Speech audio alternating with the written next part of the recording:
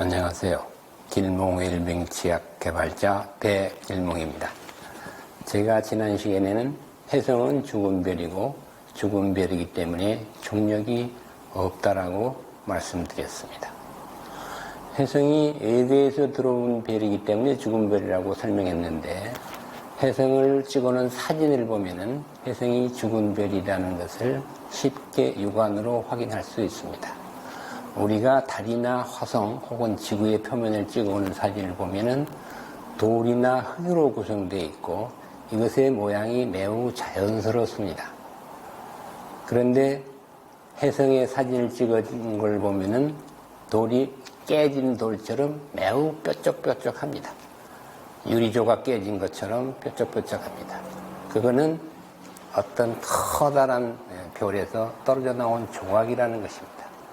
그리고 별이 떨어져 나올 때는 그 별이 사망했기 때문에 분리되면서 떨어져 나오는 겁니다. 별이 생성될 때는 별 안에서 핵융합을 합니다. 그렇게 하다가 별이 사망할 때쯤이면 반대로 핵폭발이 일어나면서 별이 사방으로 흩어집니다. 이렇게 생로병사의 과정을 거치면서 별이 사망하게 되는데, 사망한 별의 조각은 날카롭게 쪼개져 있기 때문에 살아있는 별과 육안으로 봐도 구분이 되는 겁니다. 만약에 만유인력 법칙이 있다면 별은 사망할 수가 없습니다. 만유인력은 질량에 비례하기 때문에 어떤 별이 성장해 가지고 커다래지면은 중력이 점점 더 커집니다. 커지면 주변에 있는 모든 물건을 자기한테로 빨아당깁니다. 그러면 별은 점점 커지고 죽을래야 죽을 방법이 없습니다. 계속 성장할 수밖에 없습니다. 별이 성장하면 중력은 더 커져야 되고, 제가 다른 시간에도 말씀드렸습니다만 과학의 법칙이 끝까지 계속 가는 법칙은 잘못된 것이다. 나무든 뭐든 성장하다가 적당한 시간에 멈추고 다시 죽는 과정을 거치는 것이 자연의 법칙인데, 이 끝까지 가는 법칙 자체는 자연에 있을 수가 없는 겁니다. 그래서 만유인력의 법칙은 논리적으로도 모순이 되고, 별이 계속 성장하면 죽을 수가 없죠. 성장을 멈춰야 죽는 거죠. 사람도 성장하다가 성장을 멈춥니다. 그리고 힘이 쇠약해지면서 사망에 이릅니다. 별도 그와 같은 과정을 거칩니다.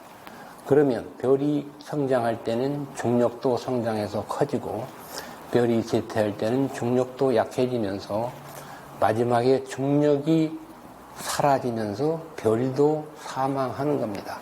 중력이 사라지지 않으면 별이 사망할 수가 없습니다. 별이 서로 어떤 사고가 나가지고 폭발을 했다고 치더라도 중력이 있으면 서로 다시 모이게 됩니다. 서로 잡아당기니까, 만유력이 있으면. 죽었다가도 살아나버려야 되는 거예요. 죽을 수가 없습니다. 그러나 제가 설명하는 중력 방식은 중력의 크기가 변하고 사라지기 때문에 별도 죽을 수가 있는 겁니다. 제가 그러면 별이 생성되고 사망하는 과정을 간단하게 설명을 드리겠습니다. 별의 생성 과정을 설명하기 전에 지구에서 태풍 과정은 별의 생성 과정과 유사하기 때문에 먼저 설명을 드리겠습니다. 열대 바다 위에서 항상 태풍이 발생해서 우리나라 쪽으로 올라오는데요. 왜 거기서 태풍이 발생하느냐?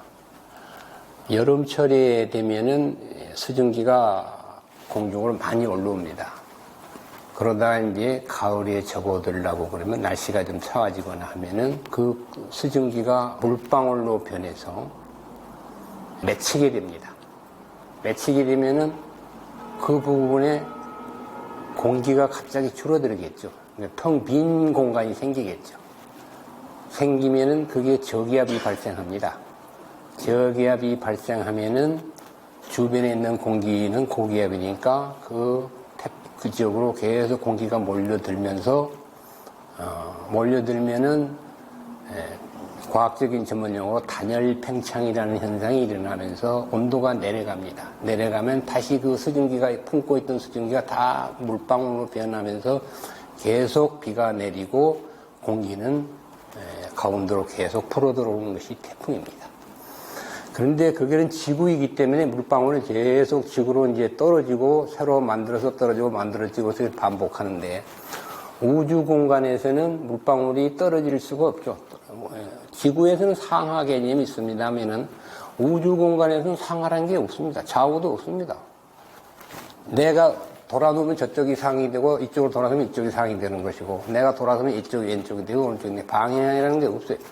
그러니까 무겁다고 해서 어떤 물질이 있다고 어디 떨어질 수가 없어요. 지구는 무거운 건 땅으로 떨어지지만 우주 공간은 무거워도 그냥 그대로 떠 있는 겁니다. 그러면 그것이 뭉쳐서 별이 되는 겁니다. 뭉쳐. 그러면 똑같은 원리로 이제 우주에서 태풍처럼 별이 생성되는데, 우주에도 우리가 모르는, 과학자들이 정하는 소위 암흑물질이라는 것이 있는데, 우리가 정체를 모르는 물질로 가득합니다. 그것이 가득 차 있다가 어느 어떤 환경에 의해서 거기 온도가 내려가면 식어서 자기들끼리 엉겨 붙습니다. 물이 얼어붙듯이요. 얼어붙으면은 거기에 우주기압이 떨어지는 거예요. 저기압 상태가 생기는 거죠. 엉겨 붙으면 주변에서 계속 모여 들어와가지고 엉기고 커져서 그게 별이 되는 겁니다. 그러면 이 별이 되기 위해서 주변에서 우주에 우리가 알 수 없는 물질들이 바람처럼 불어 들어오는데, 이때 들어올 때 다른 물질과 충돌해서 그 물질을 끌고 들어가는데, 그게 바로 중력입니다. 그러니까 제가 전번 시간에도 설명을 드렸습니다마는, 자연에서는 어떤 물질이 끌어당기는 힘은 존재할 수 없다고 그랬죠.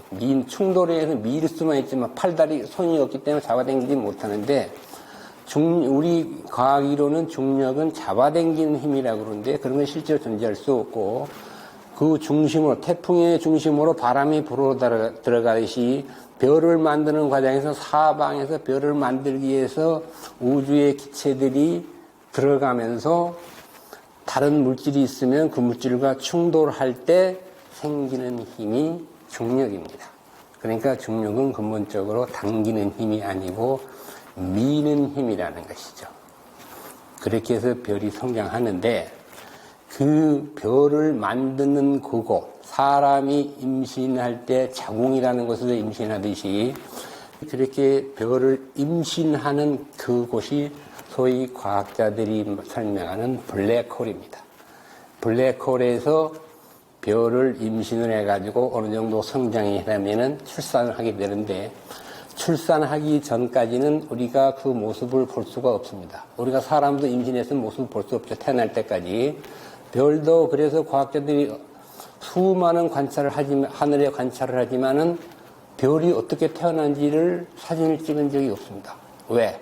별이 태어나는 과정은 숨겨져 있기 때문입니다. 블랙홀 속에서 태어나기 때문에.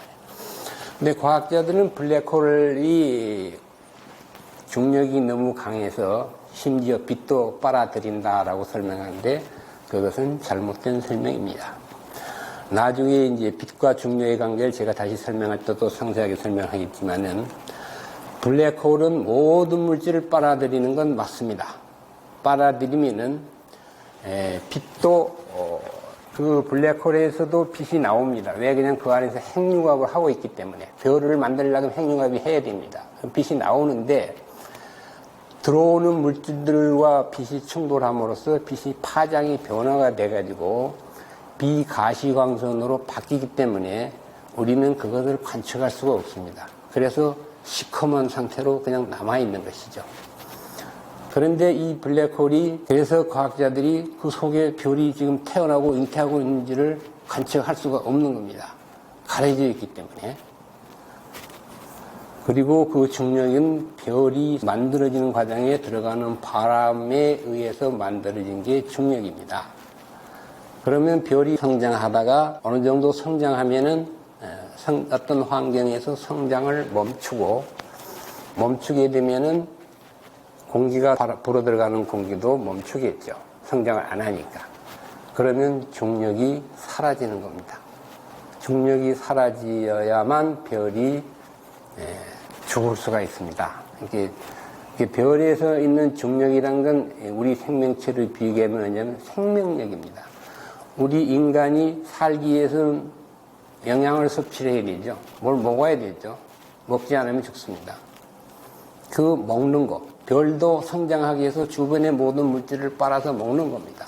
빨아들일 때 빨아들이는 힘이 바로 중력인 겁니다. 근데 실제로 빨아들이는 것이 아니고 주변에서 밀고 들어가는 거죠.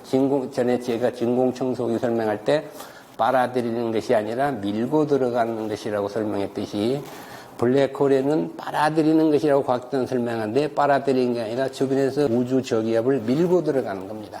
밀고 들어갈 때 부딪히는 힘이 중력으로 나타나는 겁니다. 그러니까 과학자들의 생각은 정반대 현상이죠. 제가 말한 것이 왜 맞느냐. 과학자들은 우주 현상에서 설명을 제대로 못하는 게 많습니다. 예를 들면 우리가 가까운 팽이가 과학자들은 왜 넘어지지 않고 서 있는지를 설명을 못합니다. 만유인력 법칙으로 설명이 안 돼요. 넘어져야 되는데 만유인력 법칙에 하면 그것이 넘어져야 되는데 왜 서 있느냐. 그리고 토네이도가 왜 발생하는지도 만유인력 법칙으로 설명을 못합니다. 팽이가 왜 안 넘어지냐 그러면 우주에서 지구도 사실은 블랙홀 종입니다. 블랙홀인데 늙은 블랙홀이죠. 그래서 우리가 이것이 블랙홀인 것을 인식을 못하고 있을 뿐입니다. 지구 쪽으로 우주의 바람이 지금도 지구가 아직은 이제 완전히 늙지 않았기 때문에 조금씩 불어 들어오고 있기 때문에 중력이 있는데 바람이 들어올 때 우리가 팽이가 돌면은 넘어지지 않죠. 서 있으면 넘어집니다. 그러면 만유인력 법칙에 의하면은 팽이가 서 있으나 도나 똑같이 중력이 작용해야 돼요. 질량에 비례하니까. 그러나 바람에 의한 중력은 팽이가 서 있을 때와 돌 때가 전혀 다릅니다. 예를 들어 우리가 바람개비가 돌죠. 그러면은 바람개비가 바람이 불어오는 방향하고 삐딱하게 이렇게 있으면은 바람개비가 이쪽으로 돌 때는 바람과 부딪히니까 더 강한 충격을 받고 바람개비가 이쪽으로 바람과 같은 방향으로 바람개비가 돌 때는 순방향이니까 힘이 적게 미칩니다. 그러면 이 바람개비에 짝힘이 생겨가지고 그것을 짝힘을 없애기 위해서 바람개비가 바람이 불어오는 쪽으로 얼굴을 돌립니다. 그와 같이 팽이도 기울어지면은 팽이를 기울이면 다시 일어섭니다. 왜 일어서느냐? 중력익 바람이 불어온 쪽으로 돌아서기 때문에 팽이가 일어서는 겁니다. 근데 만유인력 법칙에 의해서는 팽이는 무조건 넘어져야 됩니다. 일어설 수가 없어요. 그거는 제 설명을 듣고 잘 생각해 보면 알 수 있습니다. 토네이도도 마찬가지입니다. 토네이도는 우주에서 토네이도가 항상 언제 발생하느냐 하면은 먹구름이 있을 그 밑에서만 발생합니다. 그게 특징입니다. 그럼 왜 먹구름 밑에서 발생하느냐? 우주에서 바람이 불어 들어오다가 먹구름이 있으면 약간의 와류가 생깁니다. 먹구름 밑에서. 우리가 강물이 흘러내려갈 때 강 가운데 큰 돌덩이 안에 있으면 그 밑에 물결이 막 소용돌이가 생기죠. 그와 같이 우주바람이 들어오다가 와류가 생기면 거기에 진공 상태와 같은 형태가 발생합니다. 무중력 상태가 발생하는 거죠. 와류가 발생하면 무중력 상태가 발생하니까 거기서는 모든 물체의 무게가 사라져 버립니다. 그래서 집도 하늘로 날고 트럭도 날고 기차도 공중으로 뜨게 되는 거예요. 만유인력 법칙으로는 도저히 설명할 수 없지만 제가 말하는 중력 법칙으로는 이게 설명이 됩니다. 그 다음에 더 중요한 하나는 우리가 만유인력으로 조수 간만에 만조와 간조가 생긴다고 설명하는데 그렇다면은 달 때문에 생긴다면 달하고 똑같이 만조가 생겨야 됩니다. 달이 오면은 만조 같이 따라와야죠. 달 때문에 생기니까. 그런데 만조는 달보다 4시간 정도 늦게 생깁니다. 만유인력 법칙에 하면 동시에 생겨야 되는데 왜 4시간 늦게 생기냐? 우주에서 바람이 들어오면은 달이라는 장애물이 있습니다. 그러니까 달 뒤에 중력의 와류가 발생하는 겁니다. 그런데 이게 바람이기 때문에 금방 오는 게 아니고 달에서 생긴 중력 와류가 지구까지 도착하는데 4시간 정도가 걸리는 겁니다. 그러니까 4시간 지나서 이 중력의 효과가 나타나는 겁니다. 바닷물이 왜 위로 올라가느냐? 그거는 그 부분이 중력이 약해졌다는 겁니다. 우리가 풍선을 불 때, 풍선을 부는데 풍선 한쪽이 약해지면 어떻게 됩니까? 거기가 볼록 솟아나오죠. 풍선이 약한 부분이 솟아오르듯이 화산도 약한 부분이 터져오르듯이 중력이 달에 의해서 중력의 와류가 발생하면 그 부분에 중력이 약해지고 중력이 약해지니까 물이 약해진 곳으로 솟아오르서 만조가 생기는데 즉석에서 생기는 게 아니고 달의 와류가 지구까지 도착하는데 4시간이 걸리기 때문에 그런 현상이 생기는 겁니다. 지금까지 과학자들의 만유인력 법칙으로는 이런 현상들을 전혀 설명할 수 없었는데 제가 주장하는 만유인력에 의하면 모든 것이 깨끗하게 지금까지 의심스럽던 모든 현상들이 아무 의심할 수 없을 정도로 말끔하게 설명이 가능합니다. 오늘은 여기까지 하겠습니다.